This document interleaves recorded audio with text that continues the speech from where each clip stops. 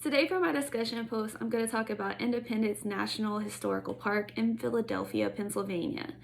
The park holds Independence Hall, the Liberty Bell, and other museums that are in a 20-block radius.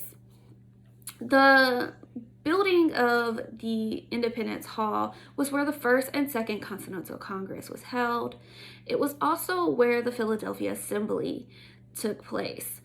And the Philadelphia Assembly actually opposed independence, whereas we know the Continental Congress was for it. So there's this big contrast in the two groups that were held there. The building is also where Declaration of Independence in 1776 was signed, the ratification of the Article of Confederation in 1783 was signed, and also the ratification of the U.S. Constitution in 1787. Independence Hall was also where Washington and Adams both were inaugurated in. Now, the citizens of Philadelphia decided that they wanted to commemorate all of this and to create a national museum.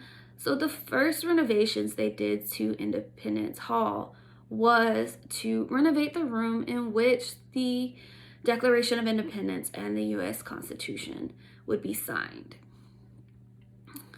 The next thing that would be renovated is the Liberty Bell that was once in the Independence Hall Tower would be moved to a pavilion on the grounds.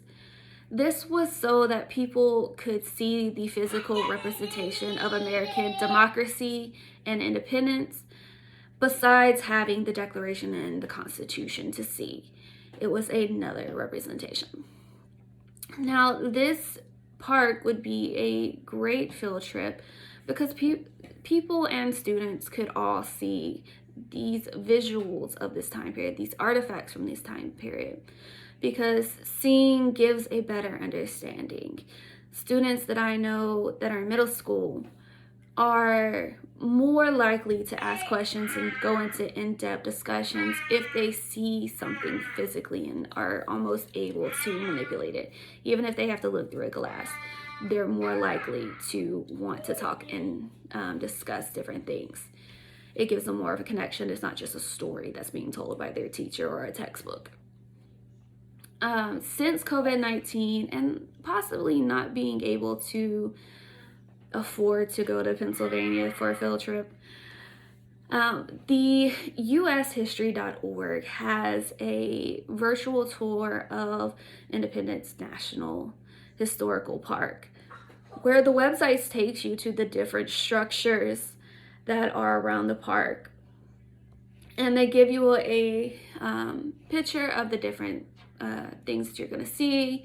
They give you the information that's common knowledge, along with information that you may not know, such as in the basement of Independence Hall used to be where they kept the dog pound, and that's not common knowledge. So it gives you that type of information along with what the actual uses were for the different aspects.